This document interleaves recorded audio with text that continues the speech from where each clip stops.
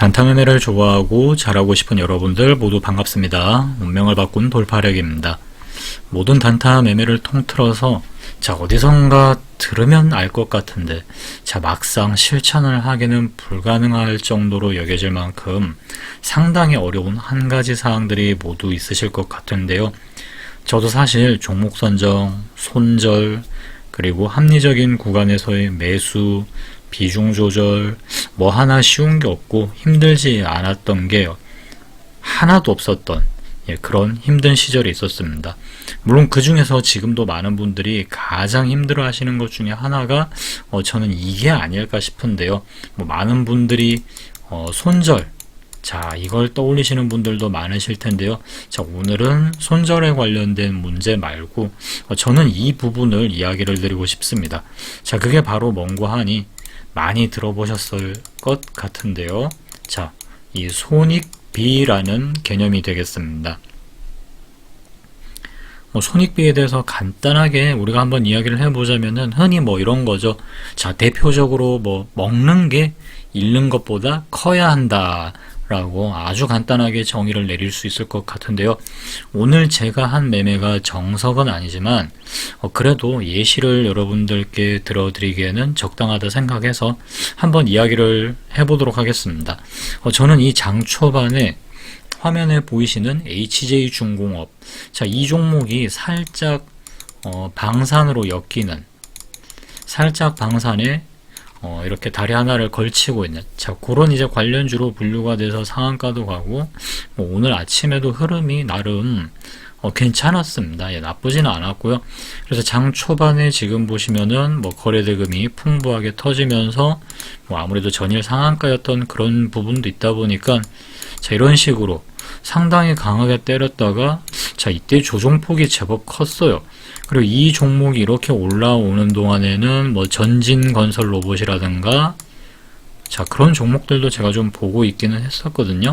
근데 저는 이 HJ중공업의 움직임이 조금 더 가벼운 움직임을 보여주길래 탄력적으로 좀 위아래 변동폭이 크면서 탄력적으로 움직여 주길래 이걸 좀 해볼까 하고 샀다가 지금 보시면은 이게 매수가 되자마자 조금 올라가다가 바로 꽂히더라고요. 그래서 저도 깜짝 놀라가지고 그나마 운이 좋았던 게 제가 손절이 오히려 조금 늦었기에 망정이지 더 빨랐으면은 조금 애매했으면은 완전히 여기 끄트머리에서 손절이 됐을 텐데 빠졌다가 탁 반등 주는 요 틈에 손절이 됐더라고요. 그것도 시장가로 날렸는데 운 좋게 때마침 바운딩 되는 틈에 그게 매도가 나가서 마이너스 2.2, 그러니까 세후 기준으로 마이너스 2.2% 정도 손실을 봤습니다.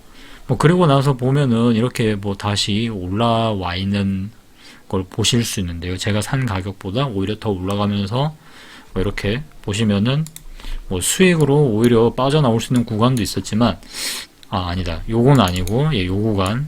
근데 이런 거 기대하시면 안 됩니다. 한 번씩 이렇게 물려 있다가 딱 이렇게 반등을 줘서 이렇게 빠져나온 경험이 있으신 분들이 좀 이런 얘기를 하실 때가 있는 것 같아요.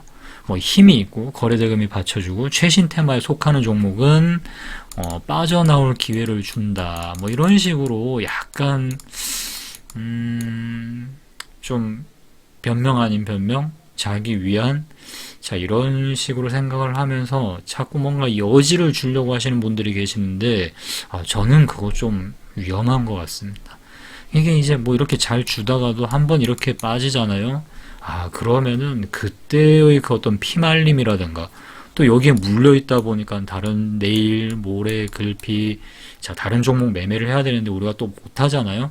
그러니까 그냥 주사 한번 맞았다 생각하고 빨리 무조건 손절을 하시라 라고 이야기를 드리고 싶고요. 물론 저도 이렇게 딱 손절을 안 할 수가 없죠. 그나마 다행인 게 이 종목은 증거금이 100% 종목이었습니다.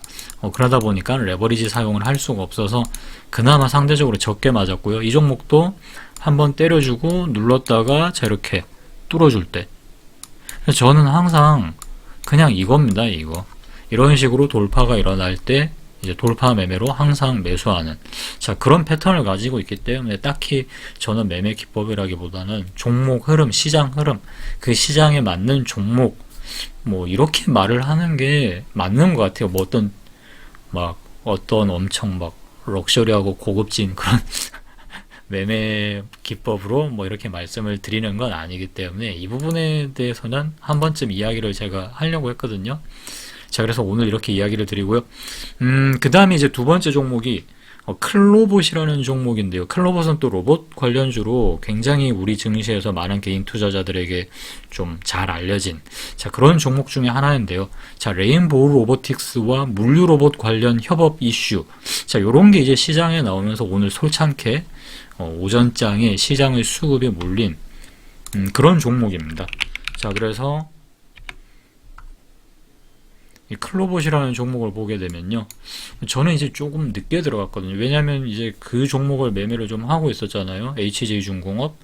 그거 손절하고 나서 이제 약간은 좀 바로 매매를 이어서 한다기보다는 저는 이제 손절을 좀 하고 나면은 약간 좀 생각하는 시간을 좀 갖습니다. 뭐 종목 선정이 잘못되었는지 아니면은 약간 좀 흥분을 가라앉힌다고 해야 되나요? 왜냐면 보통 한번 손절을 하고 나면 대부분이 이제 복구에 대한 좀 약간 그런 생각들이 좀 있으실 수도 있거든요. 이제 안 그러신 분들도 있지만, 저는 이제 이런 것 때문에 고통을 좀 많이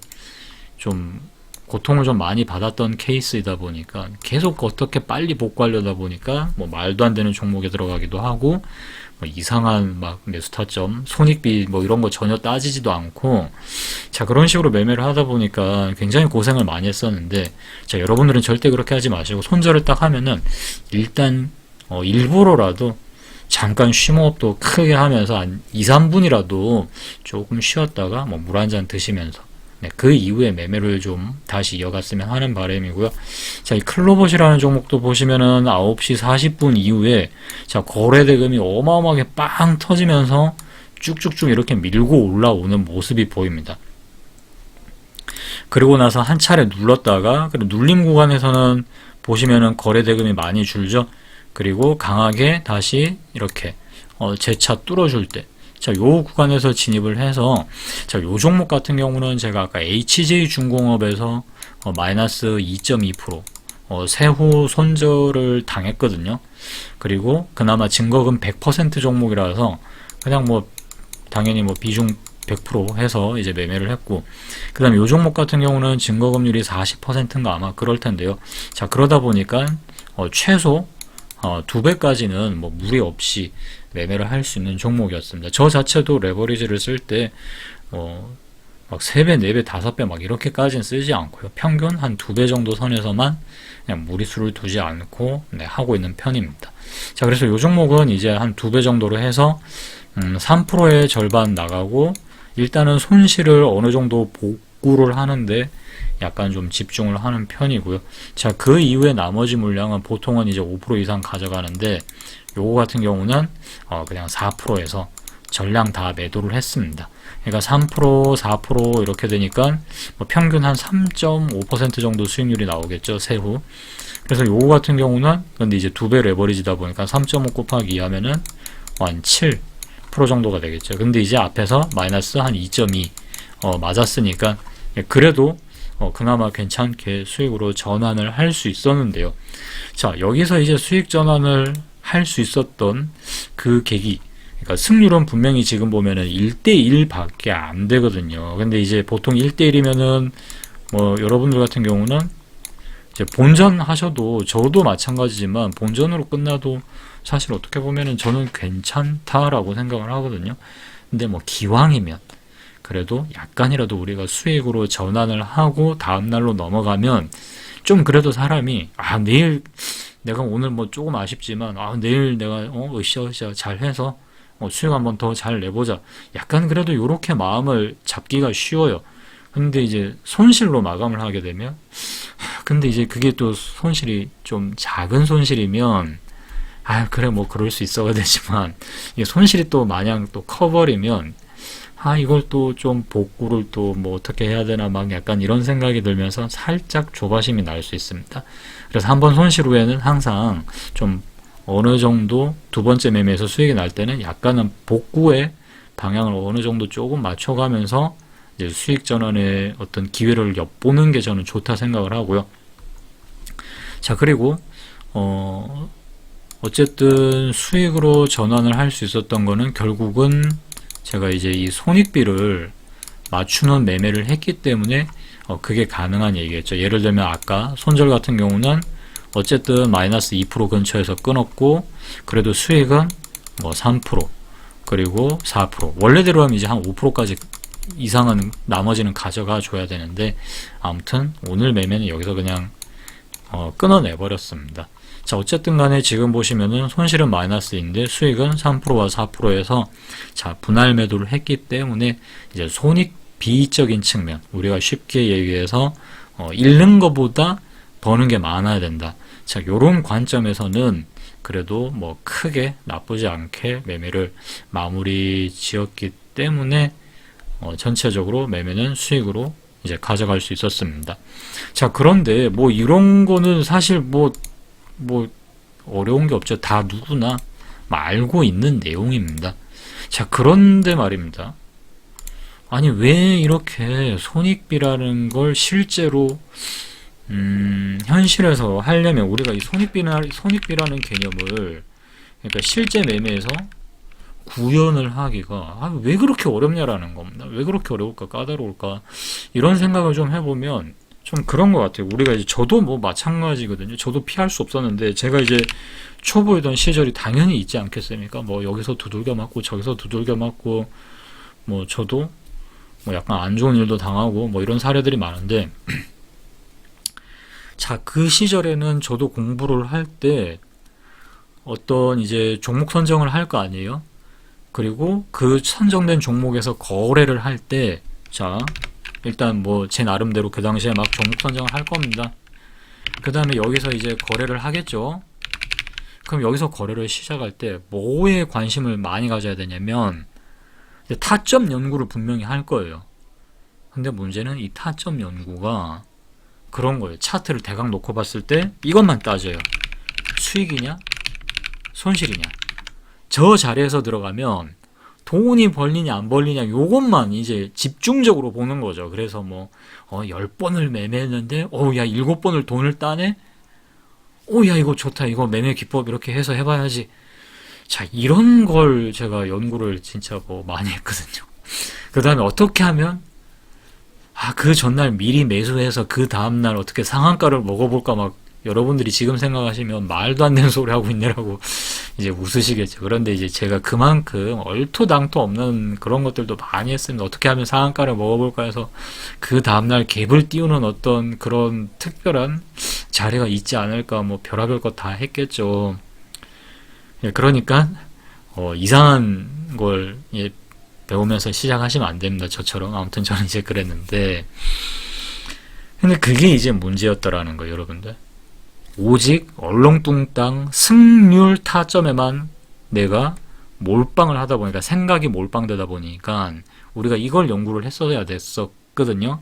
그러니까 여러분들 스스로가 여러분들이 연구한 자 타점 여러분들이 연구한 타점이 좋다 나쁘다를 떠나서 자 여러분들이 연구하신 그 타점에서 종목들이 일단 평균적으로 몇 퍼센트 오르는지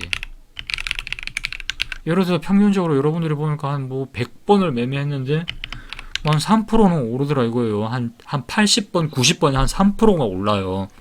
그러면 손절은 어느쯤에서 하면 좋을까요? 한 1, 2%에서만 끊어도 자 남는 장사겠죠. 왜냐면 내가 먹을 때 3% 먹고 뭐 아예 안 내줄 수는 없죠. 그렇죠?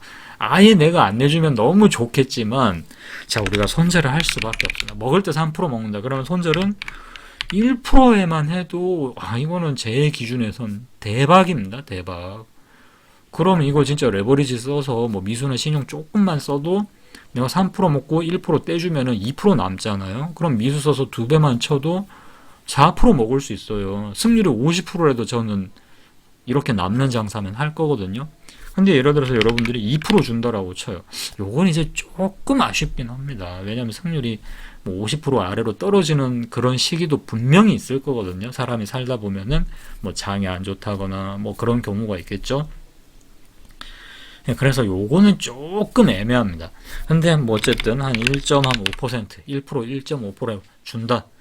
이것만으로도 훌륭하죠. 그러니까 우리가 이런 관점에 맞춰서 자, 과거의 타점이라든가 그런 것들을 꾸준히 연구를 하셨어야 되는데 그게 아니라 승률이 몇 프로, 여기서 돈이 벌리냐 안 벌리냐 요것만 보다 보니까 여태까지 내가 거래했던 종목들을 그리고 봤었던 종목들이 평균적으로 어느 정도 손익비를 맞출 수 있는지에 대한 자, 객관적인 여러분들 기준에서 객관적인 데이터가 없다라는 겁니다. 없는데 어떻게 합니까? 모르는데 어떻게 합니까? 모르니까 할 수가 없고 그러니까 어떻게 됩니까? 자신감이 없죠. 그러니까 조금만 올라도 후다닥 팔아버립니다. 그러면서 한다는 말이 줄 때 챙겨야지 이렇게 얘기합니다. 그 말인즉슨 1%라도 챙기겠다는 얘기잖아요. 1%라도 챙긴다. 그러면 손절은 그러면 몇 %로 해서 해야지 이게 손익비가 맞출 수 있을까요? 본전에서 해야 됩니다. 본전이나 0.5%.